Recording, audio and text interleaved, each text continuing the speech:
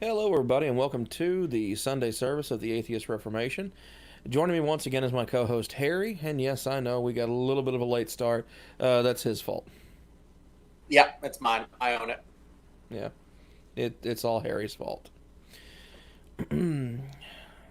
Looks like we've got some people that have already joined in, my younger brother and cousin. So, hi guys. Maybe the show won't be too boring. So, what have you been up to, Harry? Um, just trying to get back out, after everything's been locked down. Yeah. Uh, Trying to be involved in stuff and head back to the office, working in person again. So that's that. Oh, that's right. Y'all are already back at work in the office now. Yeah. Oh, that's cool. No, not so on this end. But hey, you never know. All right, so we got a few stories to cover today, so I guess we should go ahead and get to the news. But before that, everyone, as always, needs to remember to please like, comment, and subscribe. And that all the articles are going to be linked in the video description down below for you to take a look at yourself if you want to.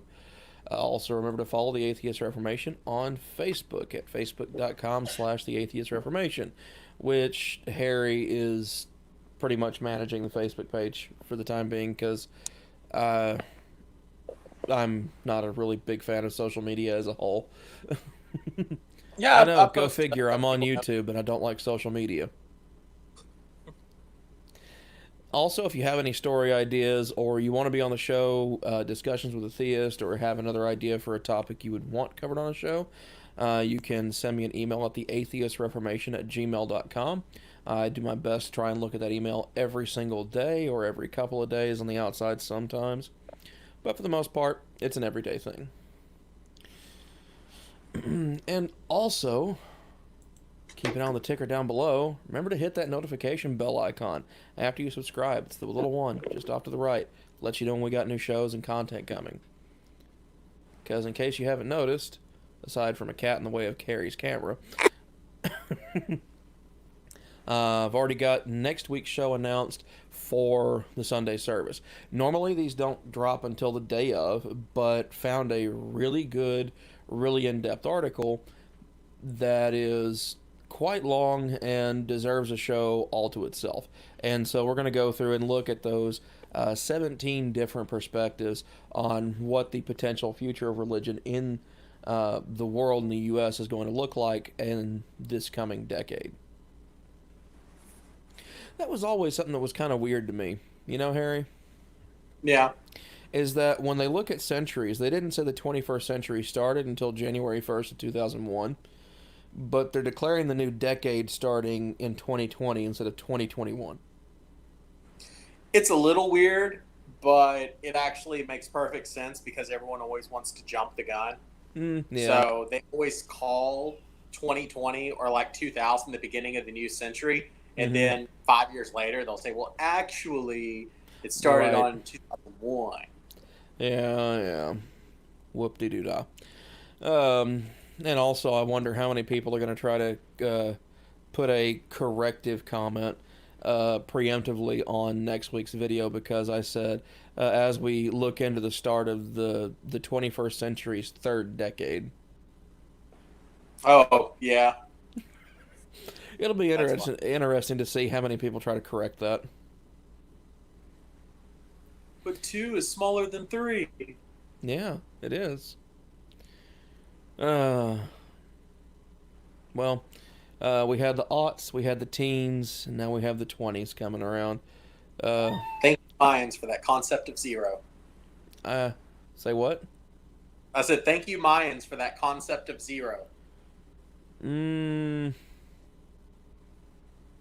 I know yeah, it's probably historically inaccurate, but yeah, that's that's pretty historically inaccurate because the zero is a placeholder that goes back to um, actually the Islamic world.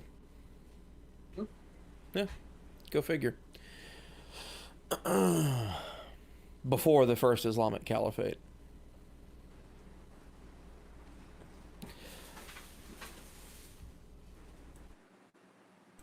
All right, so going into our first story today, comes to us from American Atheists. Non-religious parents settle a lawsuit against volunteer mentor and evangelical church over forced baptism of special needs son. So I don't remember hearing anything news-wise about the baptism itself actually happening. Otherwise, we would have covered that. I did some research on it and figured out what was going on. So Okay. there's a few details that aren't in here, but nothing that we would have heard of. Okay. So Painesville, Ohio. The jokes just write themselves. Yeah. Anyway, today the civil rights organization American Atheists announced that clients April and Greg DeFibal, I hope anyway, April and Greg have successfully settled a lawsuit against a local church, pastor, youth mentoring organization, and former volunteer mentor. The terms of the settlement were not disclosed.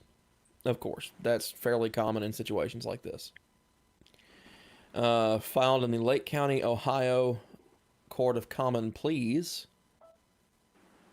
Interesting. I've not heard of a Court of Common Pleas. That's something I'm going to have to look into just for sheer nerdiness. I wonder if it's kind of like their equivalent of a justice of the peace for litigation. That wouldn't surprise me. I mean, because this is essentially a tort claim, or that some kind of injury is come to them because of all this, and so yeah, that would be a JP like that here in Texas, or something to that effect, a civil court judge. Alleged that the defendants were responsible for the forced baptism of the DeFibal son, who is disabled. As alleged, the full immersion baptism, which occurred in August of 2016, left the boy traumatized with severe anxiety and recurring nightmares of drowning, preventing himself from sleeping by himself. Although no settlement or verdict could undo the anguish their boy suffered, the DeFibals are pleased with the outcome, says Jeffrey Blackwell, their litigation counsel. They are glad that he will not have to go through the ordeal of a trial. So there's that, too.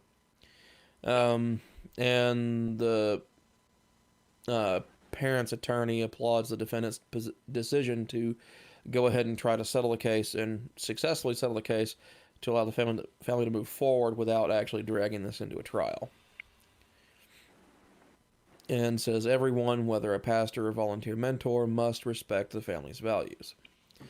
Stigma and discrimination against non-religious people is widespread in the U.S., and Ohio non-believers are no different. American Atheist's U.S. Secular Survey, the largest ever data collection project on secular Americans, found that non-religious Ohioans face a significant amount of stigma. Unfortunately, non-religious families like theirs too often face discrimination and disapproval because of the choices they make in raising their children, says American Atheist President Nick Fish. For example, nearly 1/3 of the survey participants or their children had negative experiences at school due to their non-religious identity.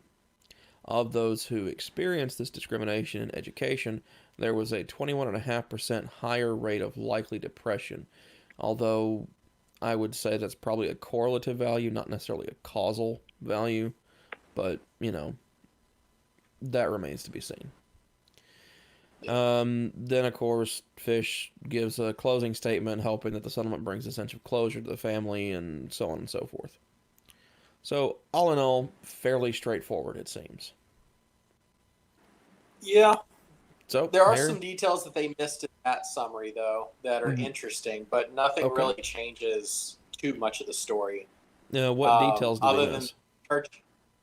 I'm sorry? What details did they miss?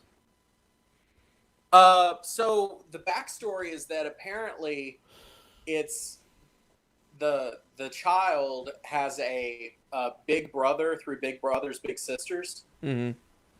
And this big brother took the child to this camp or this retreat or a day event or whatever it was. Mm-hmm. And basically said, if you don't get baptized, I'm going to stop taking you to baseball games. So essentially bullied the kid into getting baptized, who's already a special needs individual, and then thus subjecting him to trauma. Right. So the question what they had there was basically big brothers, big sisters in that area came out and said, we have nothing to do with this. Like, we did not condone this. We didn't allow it. So what's really unclear is at what point or how much of the responsibility of this was on the caretaker who was acting as kind of a custodian at this time, or how much of it was on the church for holding the event in which the baptism was actually performed. And that's something that isn't really made that clear, but it really sounds more like that there's a possibility that the church was doing this in good faith, no pun intended, and the child was basically being bullied by the person that was entrusted for their health and care. But it seems as though the church, in going forth with a settlement, seems to think that, at least to some degree, there may be some level of culpability on their part. Thinking that with I'm thinking that with a special needs child, that if they're under the age of 18, that their parents there's probably something on their files where they need to have a parent, a legal guardian consent for something like that. Right, and a big brother, big sister, that's a non-profit thing that doesn't actually provide any level of legal guardianship. Yeah. Yeah. So, yeah, I can understand where they at least saw the possibility of culpability and were like, you know what, we're going to go ahead and settle this. And I wonder if they at least received like an admission of guilt or something, although, I mean, accepting a settlement in and of itself is an admission of guilt, or at least an admission of, you know, mea culpa to a degree. But apparently everything's being kept kind of hush, so who knows what's actually... And also, most civil suit settlements are generally kept under wraps. Generally, amounts are not disclosed, and overall terms are generally not made public. True. Just that a lawsuit occurred between this person and this person, or organization, or whatever, and a settlement was reached before trial. So that's pretty much the entire public record on that. All right, so I guess we'll go ahead and move on to our next story, also from American Atheists. This is talking about a California development bill. They think it will give special development privileges, I just can't speak today, to religious organizations. Well, let's take a look. Sacramento, California. American Atheists has urged the California Assembly Committee on Appropriations to amend AB 1851. This is a well-intentioned but unconstitutional bill. Would allow religious organizations to bypass state zoning restrictions. Okay, that may be a bit of an issue.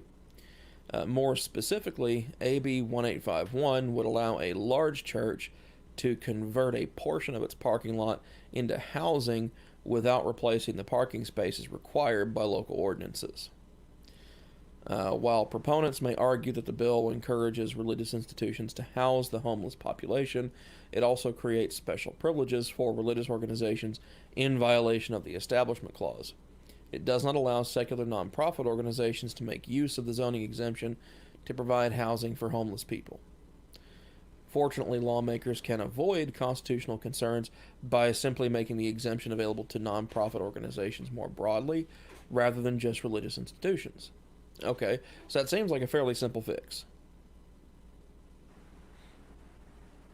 In addition, the bill would not require the exempted religious developers to provide new housing to homeless people. In fact, a religious organization could convert land and parking spaces to market rate housing and achieve a significant profit on land that is tax-free. Now I agree, that's a problem.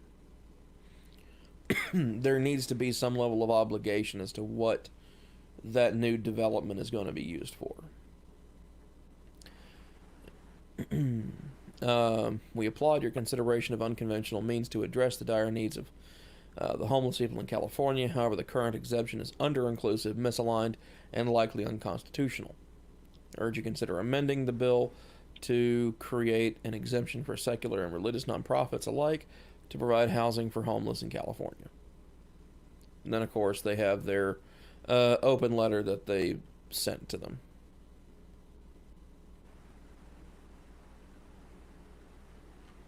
All right, so Harry, Yeah, it's thoughts? just kind of a weird situation.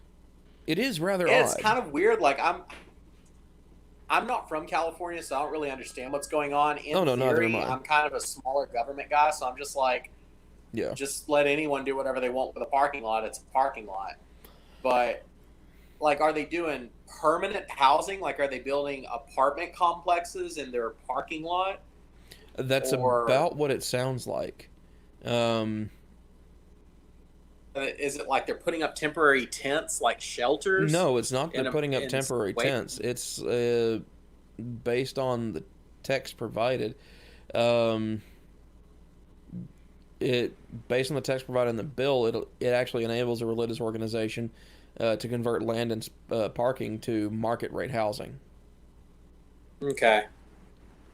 I mean, I guess I'm thinking if they were doing like just a parking lot filled with tiny homes, just to like have people have a place where they could live, I get that. But I'm just having a hard time of fathoming like a church. Are they required to have X number of parking spots, or is it just that they had zoned it as a nonprofit thing in the past, and now they're trying to turn it into for profit? It's weird. Like, I don't really understand what the process should be to understand how the exception works. So it looks like the bill, AB 1851, in California, in Sacramento, is was geared towards a way of allowing conversion of property, basically allowing a zoning exemption, reducing, effectively making it where you didn't have to maintain or increase your amount of parking if you were going to convert a section of that or other part of land to housing. And apparently it's worded vaguely or generally enough that a church, a religious organization could feasibly convert an area into essentially market rate housing and then actually make money off of it. And that would be tax free because it is on church property and is effectively church property. And so that's Yeah, I where, could definitely see there being a problem with doing it as market rate, because at that point you're no longer a church, you're a real estate company. precisely. But not only that, it's that the exemption is only afforded to these churches and religious organizations, hence the constitutional question involved. Yeah. And because, yeah, on its face, no, that very much is, would be a violation of the Establishment Clause. But anyway, I think that pretty well covers this, so I guess it's ready to go ahead and move on to the next story. Yeah, I mean, I'm usually inclined to kind of be in favor of the churches on this one, but I don't really know what the church's argument is and what they're trying to do. And I'm not really a big fan of money changers in the temple. So. I think really what it is that this was a well-intended but miscalculated way of attempting to provide homeless shelters, essentially. See, and I would agree with you on that, but it just really sounds like that would be a temporary shelter. That wouldn't be something that would allow a permanent housing situation. Mm-hmm. That's why I'm so lost. Yeah, it's just that the wording of the bill is vague enough to where if passed into law, they could effectively like build a house there. Yeah. And since you've already got, part of a foundation poured in the form of a parking lot, you could theoretically add some more on top of that and then have a foundation structure. So, yeah, I don't know. It seems like there's a lot of legal gray area there, and I hope they get that sorted out. And for me, the amendments that would have to be made to the bill to make it what I would consider both constitutional and worthwhile, if they're really interested in addressing the homeless population issue, is to throw the doors open on nonprofit organizations being able to do this, and have it specifically targeted towards those who have done stuff for the homeless community. And not only I'm cool with that, that. and then not only that, make it where if they build any permanent structures and stuff like that on there, it can only be used for the purposes of housing those who are homeless, disenfranchised, yada yada yada. Yeah. So Can't run a those, B&B. exactly. You can't Airbnb your homeless shelter. Sorry. So anyway, let's go ahead and move on. This one, of all places, I comes just from love that. CNBC. What? Airbnb for JC.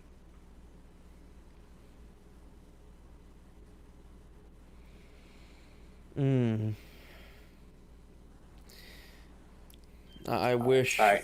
we were on like a different streaming platform. That way I could like set up a button that just pops up a nuclear face palm every time you say Thought you were something going to stupid 20 like second that. time delay and pretend that never happened. No, unfortunately I can't do that. But just like have a button that pops up a nuclear face palm every time you say something that goofy, that cringy. But yeah, alright, so from CNBC, Supreme Court rejects challenge to limits on church services. So, they were nice enough to hammer out the key points for us. SCOTUS rejected an emergency appeal by a California church that challenged state limits on attendance at worship services.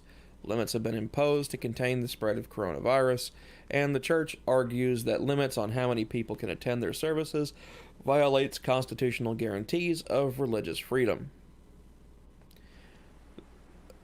So let's talk about the key points a little bit here. That last one just strikes me as a dumb argument from the start, because a church, when they build a sanctuary and all that fun stuff, right? They still have to adhere to fire code, fire inspections, fire marshals, and stuff like that. They've already accepted a limitation on how many people can attend the service with their maximum occupancy. That's already an accepted limitation. And it's being done and enforced on the local level by local government. At which point, having an emergency restriction for a short period of time, or a determined period of time, for a public health and public safety issue, that does not strike me as even raising a constitutional question. I'm willing to bet that the Supreme Court looked at this in a similar way. I mean, I would you're like, oh, no surprise. I'm going with the church on that argument, because there's no possible way with resources that you could appease those limitations without effectively basically limiting your service. But you couldn't have a bigger building to make it work. There's nothing you could do to meet those requirements. It's effectively prohibiting the free exercise of religion, or limiting their ability to have a service. But that service is already limited by their maximum occupancy, which they have to adhere to by fire code, like fire marshal. When there's churches already, do get there's already a limitation. Say what? When churches do get filled to capacity, they do upgrade to a larger auditorium. Right, but for that initial amount of time until they upgrade that auditorium, they can't allow more than their maximum amount of occupants in. Or at least they're not supposed to. Yeah, I don't think that's been an issue for most churches that I've ever been to, where they were over capacity. Regardless of they usually whether or just not split up the services and do 3. Okay, but that's the thing. you could do the same thing with this. You could have more I services during I the don't think week. You could have more maybe services during during the the week, but week and then have a sign up process for those who want to attend. it's ultimately going to limit people being able to attend. Like you would have to have so many services because of the extreme regulations that they have right now on what is considered to be the maximum number of people in a room. Mm-hmm. That because you can't have groupings of what more than 6 people at a time. I don't know. Churches they've been pretty lenient on churches in a lot of ways, Well, even in in California. a lot of states they have, but not in California. Mm, but either way, that doesn't doesn't address the issue of they've already accepted a limitation by local government in the past by coming out and building a building that has to be inspected by the fire marshal, and then it's rated based on the number of occupants that they can have maximum. They've already accepted a limitation. So at this point, this is an emergency reduction for a period of time. But you could also get around that fire marshal requirement by having your church built outside of the county limits or outside Okay. of the municipality. But there's no way you could get around the state guidelines limiting people's attendance. Well, there's aren't there also state fire marshals who go out and do these inspections as well? Like I know I in don't think Texas they're so. mostly local, but some have like some state inspection agencies, like they're all tied to that, and so it's a state level thing. I don't know how it is in I hadn't California, heard, but huh? I haven't heard of anything like that, but I think that uh, like health inspectors and fire marshals and fire codes is usually a city by city or at the most a county by county thing. I Yeah. don't think I've ever heard of one being a statewide program, except Okay. for possibly on a Rhode Island or something. Maybe, and also they could get around this to a certain degree. The limitations are who can attend inside. Okay, have someone else speaking outside. This reminds Simulcast me of simulcast sermon on the front lawn with a bullhorn. yeah, I mean, so you've it's seen not those, like they right? don't have options. And also they can have more services during the week. They can expand their operating hours.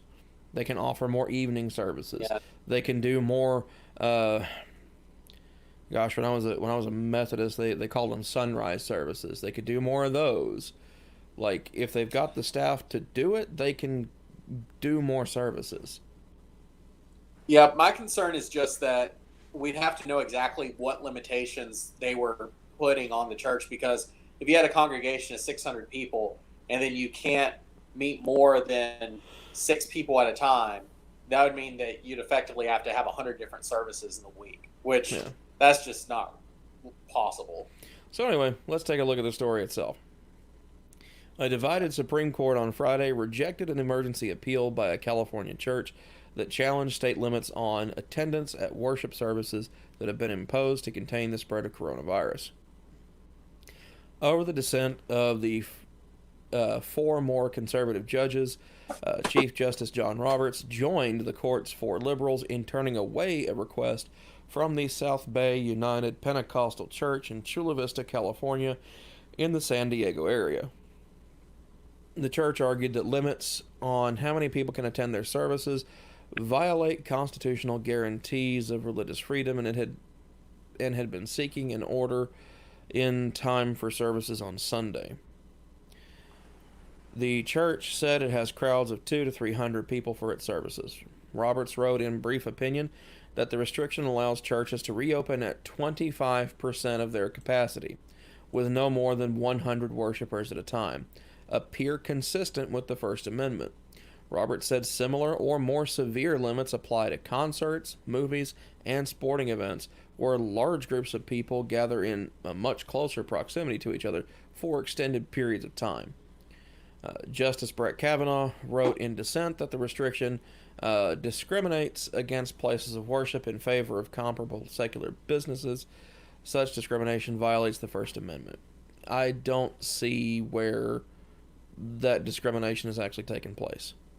Although Kavanaugh pointed to supermarkets, restaurants, hair salons, cannabis dispensaries, and other businesses that are not subject to the same restrictions. They're still subject to the 6-foot rule, though, so that does limit their overall capacity to, in most cases, about 25%. Lower courts in California had previously turned down the church's requests. The court also rejected an appeal from 2 churches in the Chicago area that objected to Governor Jay Pritzker's limit of 10 worshipers at religious services. Before the court acted, Pritzker modified the restrictions to allow for up to 100 people at a time. There were no recorded dissents. So, a max of 100 up to 25%, whichever is higher.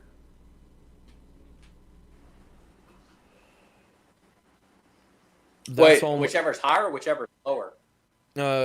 Well, churches to reopen at 25% of capacity with no more than 100 worshipers. So there's a 100 worshiper cap, so up to 100 worshipers or 25%. So if you have 200 worshipers, you can open up to 50. So for them, it's effectively the same thing because they have 300 people that they have in their services. So you're talking about 75. 75 to 100.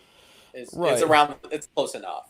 So 75 people. Okay, so that means 4 more services. 3 more services a week. 3 more services a week, and you've addressed the entire congregation. Yeah, given how much I know that Pentecostal preachers tend to blather on constantly, and also give like the same sermon 8 weeks in a row, this should be no different. But if anything, that means that the services are longer. So now you're dealing with an extra 3 6-hour sermons. Okay. If the preacher chooses to go on with it, that's his problem. I think the big problem here that I'm seeing from what they said is that the other services or the other businesses that are considered quote unquote essential, it's really seems kind of arbitrary as to what they've defined as essential.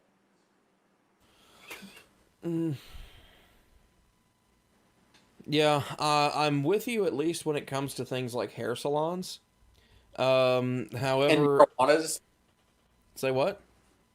And the marijuana dispensaries? They're in California. Most of them are medical dispensaries. Yeah, but why would you have an essential need to be inside the store? They can do home deliveries. Or they can bring it to the curbside pickup. You don't have to go inside and shop around. Depends on what your prescription's for, I suppose. I don't know how all that works. I've never had a medical marijuana card. I've never gone through that process, so I honestly don't know. I've listened to Joe Rogan, and he says that they sell CBD gummies in those stores. So I'm pretty sure it's not just... The reason for going into the store isn't because you have a special medical prescription need. It's because you are getting CBD gummies but still, you can get CBD gummies at a friggin' gas station. See, I wouldn't know. Okay, seriously, like just down the road from where I live, it's a Lucky's gas station. Okay, like there's like CBD gummies and all that crap sitting right there next to the cash register. There's another one there's another convenience store not far from where I used to live here in town, And yeah, they had like a whole like tower shelf right behind the register. You can't help but see all that. Yeah. And cannabidiol's not really regulated. I mean, it's regulated Well, under supplements. I mean, whatever. The point is that the reason they want people to walk into those stores is not because of their prescription. It's because It's while they impulse go to fill up buys. their prescription. Yeah, it's impulse buys. But still, that's the Yeah. same with virtually any business. Impulse purchases are where you make a good chunk of your money at. But that doesn't make you essential, or it shouldn't. Okay, supermarkets, a grocery store, most of them, a good chunk of their sales are actually still impulse buys. They're That still is true. they're still impulsive purchases. So at that point, you have something that at least has been determined by the state of California as potentially medically necessary for certain patients.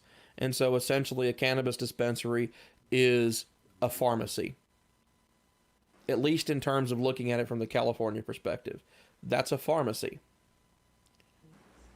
That doesn't make it any different than walking into Walgreens. It just so happens that green's not just in the name there.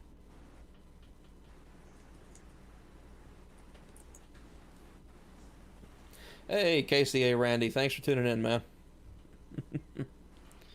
He jumped in. But yeah, like I was saying, a marijuana dispensary, medical marijuana clinic, whatever you want to call it, it's a pharmacy by California standards.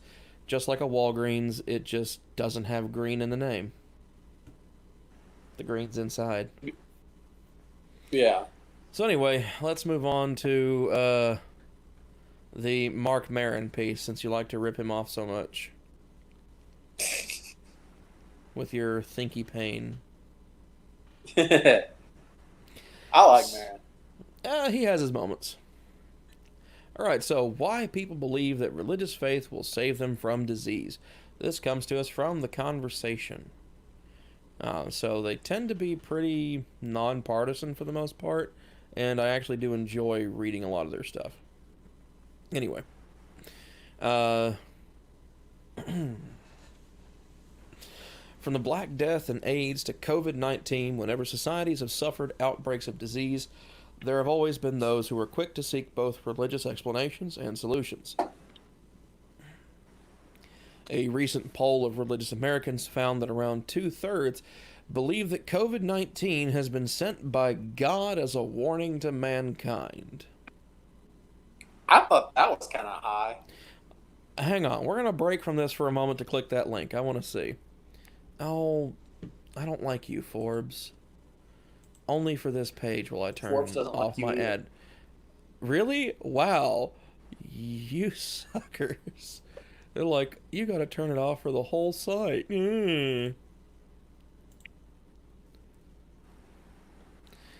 So, more than 2/3. So who's the survey from is what I want to know.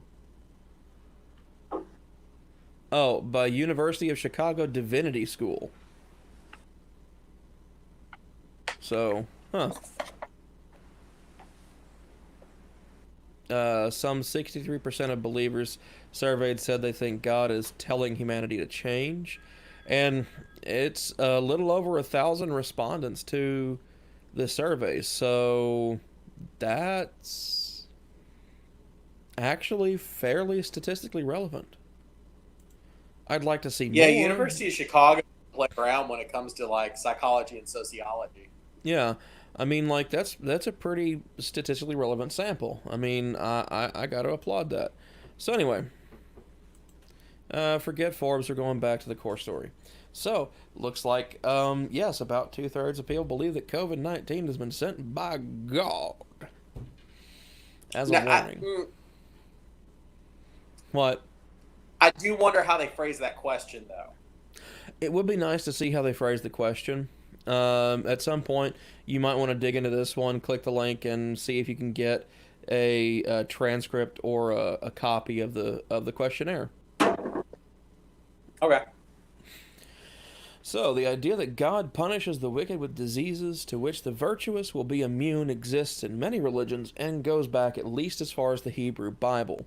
Psalm 91, for example, reassures believers that God will protect them from the pestilence that walketh in the darkness. 1,000 shall fall at thy side, and 10,000 at thy right hand, but it shall not come nigh thee. Ah, the King James Version. So confusing. You're checking it out now? Yeah, I was trying to squint real hard to see the name of the article. Well, the link is Who's in it the from video again? description. The link is in the video description, Harry. That's true. I can give us another view. Okay. So, the appeal of religious explanations. Similar beliefs existed in the plague-stricken medieval and Renaissance period. In Christian England, the importance of physical distancing measures to protect people from the sickness was well known, but authorities sometimes struggled to enforce quarantines for infected households, in part because of resistance from those who believed that religious faith was the only true defense against the plague. Such people believed that... What? Oh.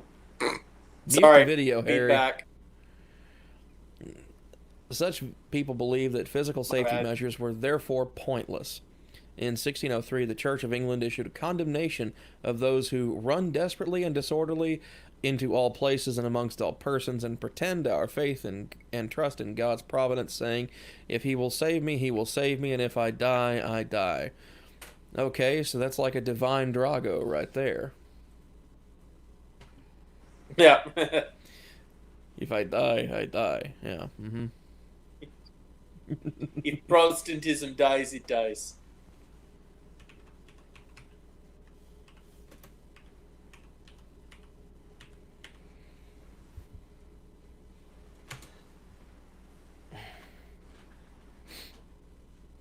Yeah. Randy raises a good point. God used to show up to tell people stuff, wrestle people, etc. So, like, why such cryptic messages now, man? What gives? I have a good answer for that. And you're going to say that it's just an answer that proves an already I'm going to say it's a cop-out. idea that which is that back in the day, there was competition between Christianity, well, not Christianity, but between the monotheistic religion of the ancient Hebrews and the other religions, the pagan religions or the polytheistic religions. And then going into after Jesus, there was competition between the church and sorcery, witchcraft, and also the other religions and the all of those other religions. So the idea that the supernatural existed was a given for many people. So the competition wasn't between the natural and the supernatural. The idea was between competing thoughts of supernatural thought. Now, most people would pretty much accept that if they saw a miracle that was completely not scientifically explained at all, they would probably attribute it to one of the Abrahamic religions. So, what you're saying is, for lack of a better term, that God used to stroll around and doing all these things because he was trying to hustle believers from other faiths? Or Not exactly. Or are you saying that none of these things ever actually happened, that no miracles occurred, and that people said this to just basically say, yeah, well, my God can beat up your God and take his lunch money? Not really that either. So before, the question of faith wasn't about whether the supernatural or the natural existed. So God was able to work within that realm of preternatural and supernatural without taking away the possibility of someone still having free will and faith. Once you've seen evidence that something supernatural exists, you no longer have the choice of whether to believe or not believe.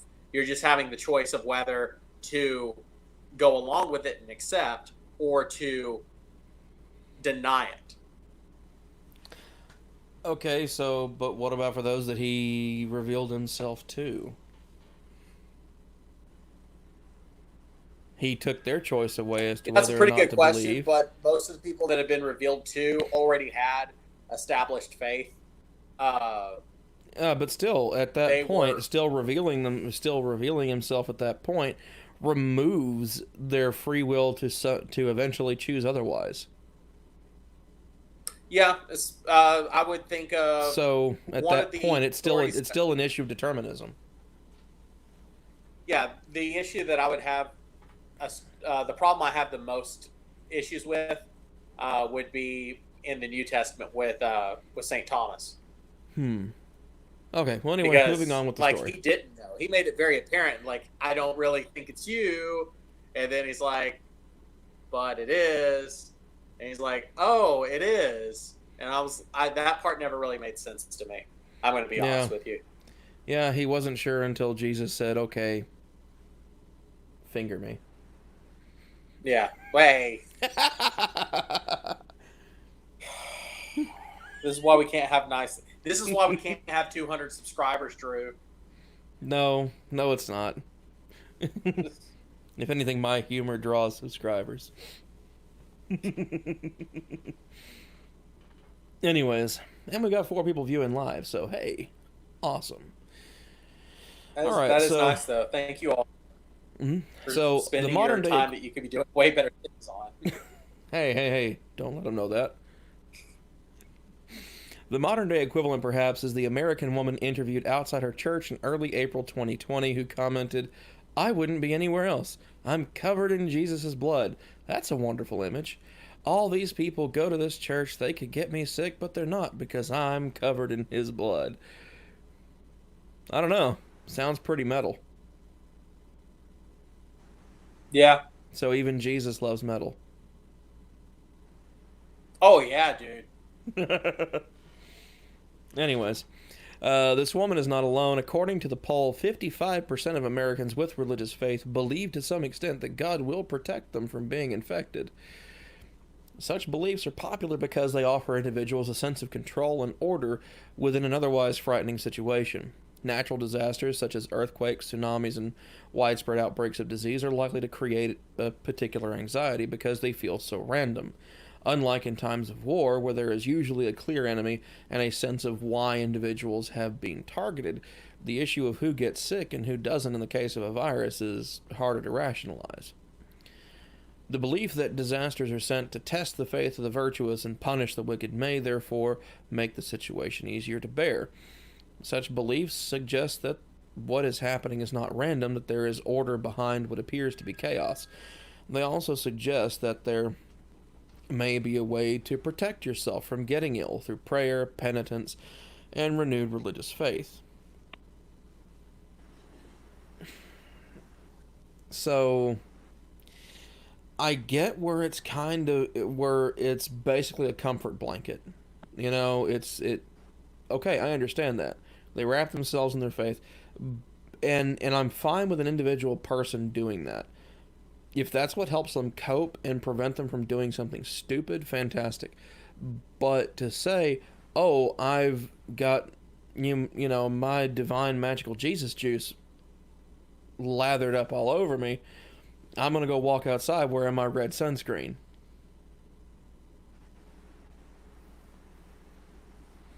It's usually like blessed oil, not Jesus juice. I don't know. This woman said right here, I'm covered in Jesus' blood. I mean, if that's not some Slayer shit, I don't know what is.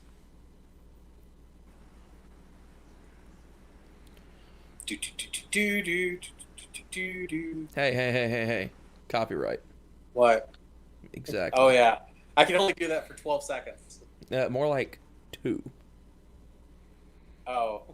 That's why I cut you off. I'm looking at this survey. Pretty legit so far. Okay. So anyway, the dangers of such belief. I just don't see how they're...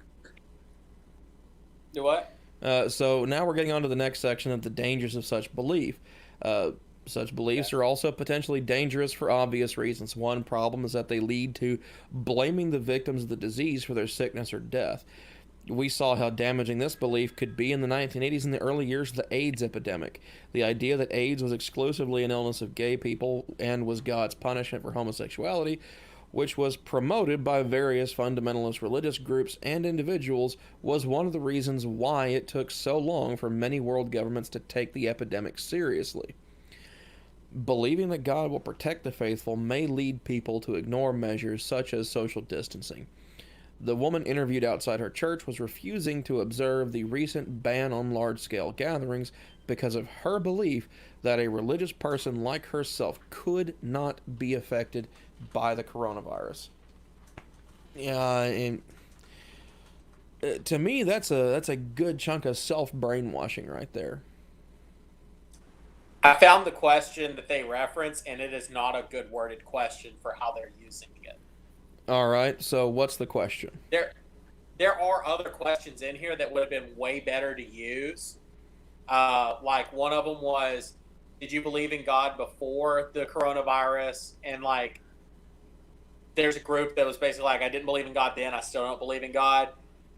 Nobody had said, I used to believe in God, but because of COVID, I don't anymore. But a couple people said, I used to not believe in God, but now that COVID's here, I do. Okay. That's interesting.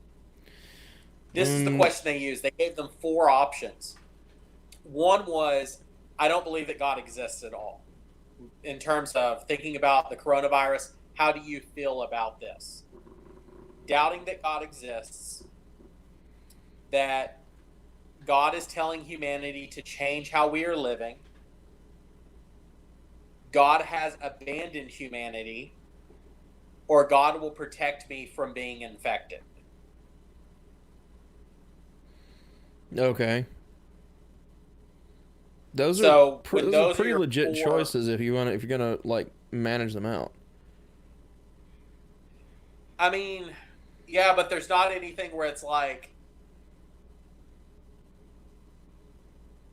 I guess the feeling that you would expect most Americans to have, or most mainstream people, is that God's existence doesn't really prove or disprove coronavirus. He wants us to kind of like just figure it out and move on. Mm-hmm. That's not really heartless when I said it that way. Anyways, well, we're gonna be heartless and move on with this article. All right. Love that segue, right? Believing that That's a good God one. believing that God will protect the faithful may lead. Oh, I read that part. Indeed, her belief system made her behave exactly opposite to the current scientific advice. She seemingly saw going to church as an act that demonstrated her virtue and so strengthened her immunity to the disease, rather than being something that increased her likelihood of getting ill through exposure to other people. Better advice comes from the German theologian Martin Luther, who lived throughout the Wittenberg plague outbreak in 1527. In a letter entitled Whether One May Flee from a Deadly Plague, he wrote, I shall avoid places and persons where my presence is not needed in order not to become contaminated and thus perchance infect and pollute others, and so cause their death as a result of my negligence. If God should wish to take me, he will surely find me, and I have done what he has expected of me, and so I am not responsible for either my own death nor the death of others. Is this the second article that's quoted the same Martin Luther quote? Quite possibly, but hey, if it gets it through the thick frickin' skulls of believers to just, shut the hell up and stay inside for a bit, if it gets them to do it, that's fine. Print it, put it on a frickin' billboard. All these people talking about how there's this conspiracy with the media. I think that it's just that they all rely upon the same Google results when writing their articles. Maybe. I don't know. It could be. It just depends on when this was written versus the other ones, because this came out in January. So maybe they're referencing this article because they found the quote here. I don't know. Either way, Luther was a devout believer. Wait, this came out in January? Yeah, I think so. But no, May 21st. Sorry, it was the CNBC story. Yeah. Anyway. Okay. It was the Future Talk one. That's what it was. Luther was a devout believer, but insisted that religious faith had to be joined with practical physical defenses against the sick. It was a good Christian's duty to work to keep themselves and others safe, rather than relying solely on the protection of God. So there you go. That's the end of that one.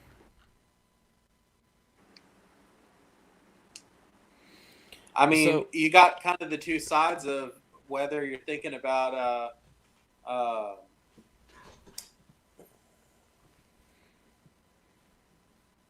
Saint Benedict, where God sent crows to chip his chalice when they were trying to poison him. Will God protect you at all times? Or you got the other school of thought of God helps those that help themselves. Didn't Saint Benedict eventually get killed via poison? Because I would laugh at that. I don't think he died from poisoning, but I'm not 100% sure. But I know that they tried to kill him like 2 or 3 times. And apparently crows always ate his poisoned food. Or it could just be that the particular poison they attempted to use attracted crows. That's an interesting thought. If there's this particular poison that's crow bait. I mean, I don't see why there wouldn't be. You know, you have, like dogs and cats will walk up to a puddle of antifreeze and lick it up. Yeah. It's certainly not good for them. I mean, the effect on them is the same as the effect as what would happen to one of us if we ate a spoonful of Drano. Sure, it'll clean you out, but it'll leave you hollow inside. Oh. I'm looking at my cats while you say this, man. And both of them just dropped their heads like a crying. I've got 2 dogs right over there, so. Right, exactly, Casey. Randy, if that happened, how lucky was that guy? Pretty damn lucky, if you ask me. Talking about Saint Benedict. Yeah, no, I mean, that would be pretty damn lucky, all things considered. Lucky enough to be a miracle. There's no difference between miracle and magic, so sure. Lucky enough to be magical.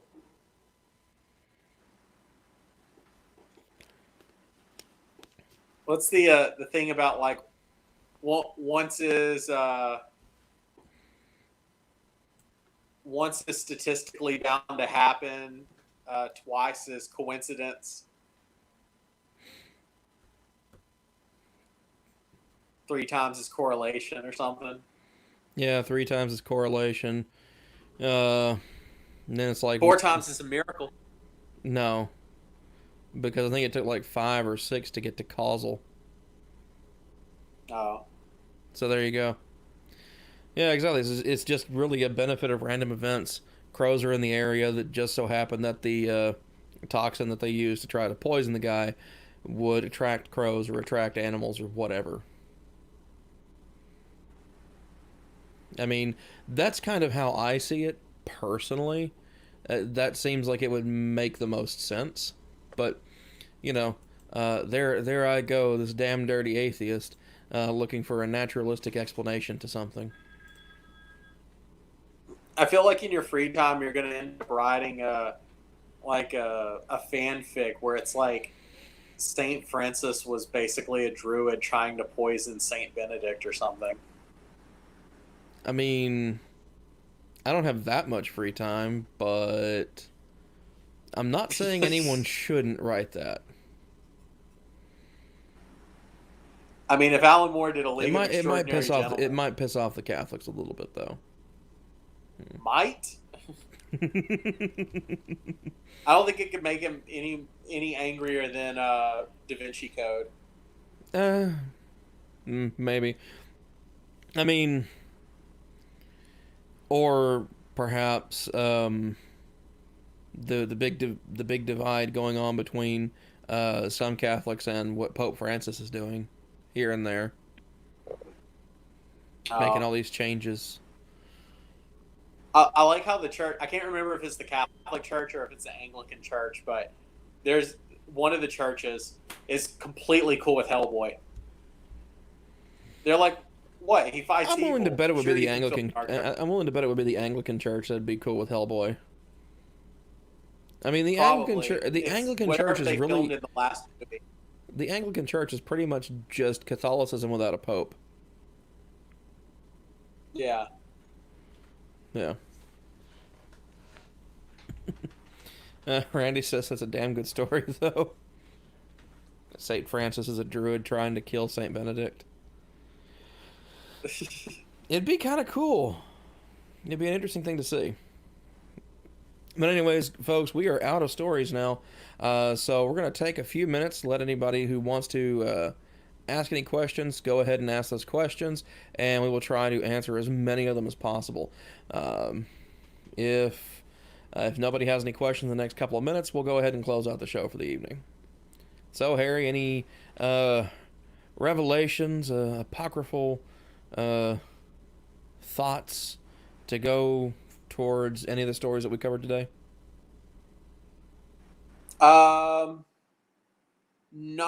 Not really a whole lot. I'm hoping that I guess what's interesting is I will be going to a political convention next Saturday, and it will be held in a church Okay. because that's the public meeting space that they're using. And Well, if that's what they're using, that's what they're using. yeah, and I think one of the congressional candidates is buying everyone donuts, and I'm just wondering, like, if everyone's going to be pulling out of the same box, and if if I will be enveloped in a flaming shield of protection by Christ as I eat those. No. It's not a flaming shield. You'll suddenly turn red and feel sticky because you're covered in blood. That's really a denominational difference. Sounds like that's more of the Pentecostal leaning as opposed to the. Yeah, Pentecostal, washed in the blood, bathed in the blood of Christ. Yeah, no, that's definitely a thing. Yeah. Yeah. Then you have, of course, for lack of a funnier term, Catholic cannibalism. Yeah, it's interesting because a lot of The thoughts of transubstantiation. Transubstantiation says that the wine becomes blood. Yes, the wine becomes the blood of Christ, that the bread becomes the flesh of Christ as you eat it. And in Baptist theology, the wine becomes Welch's grape juice. Well, yeah, because y'all can't have alkies. It truly is the greatest sin, next to playing cards. I mean, the greatest sin is set forth in the Bible is to not believe. Yeah. So, I win? Yay? My younger brother raises an interesting point for any who are anime inclined. Talking about Benedict. So, with the crows coming and chipping the chalice and all that stuff, would that make Benedict a magical girl? Oh, a what? A magical girl? Since the crow apparently is his familiar that's protecting him? Huh. Well, the fact that you thought about that for more than a second tells me that yes, absolutely.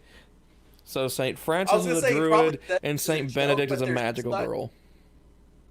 You heard it here first, folks. Confirmed by the Baptist Harry.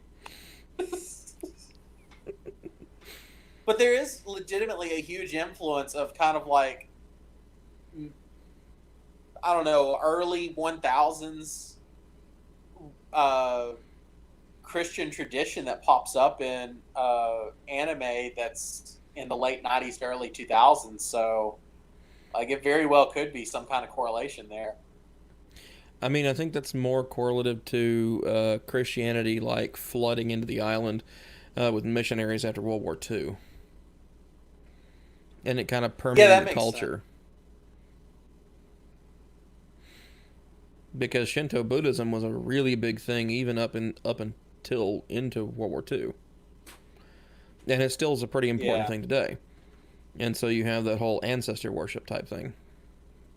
But I just finished watching Evangelion like a couple months ago because I put it off forever, and I was kind of surprised like how much religious imagery it is that's in there. Oh, well, then you have another anime, Campione, that's just all, like, mythology in general. Yeah. Which is pretty cool.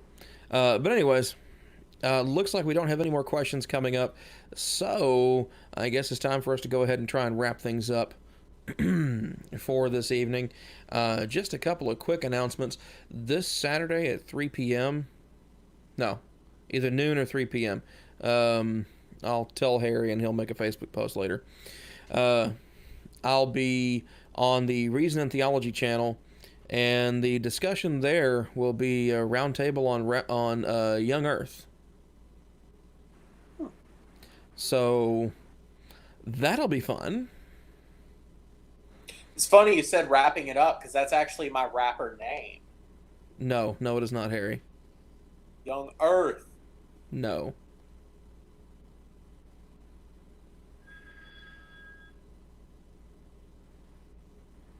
I mean, no. Your First Nation's name is about to be slapped upside of head.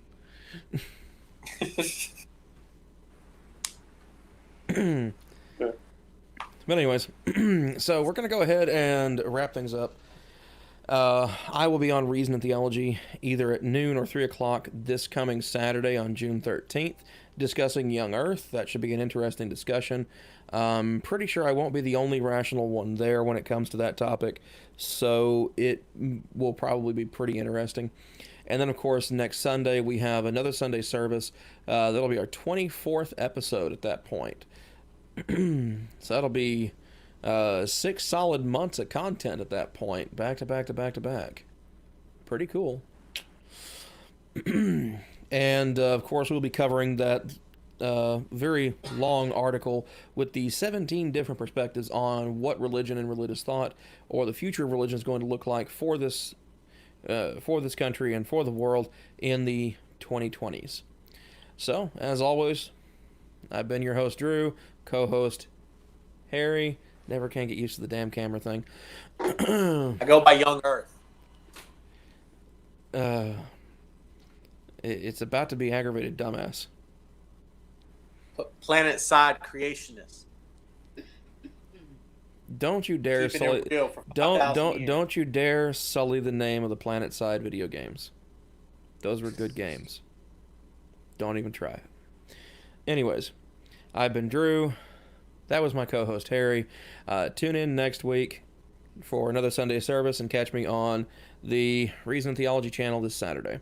As always, like, comment, and subscribe. Hit that notification bell icon. Check out the links in the description down below if you want to read the articles for themselves. And as always, have fun. We'll see you next week.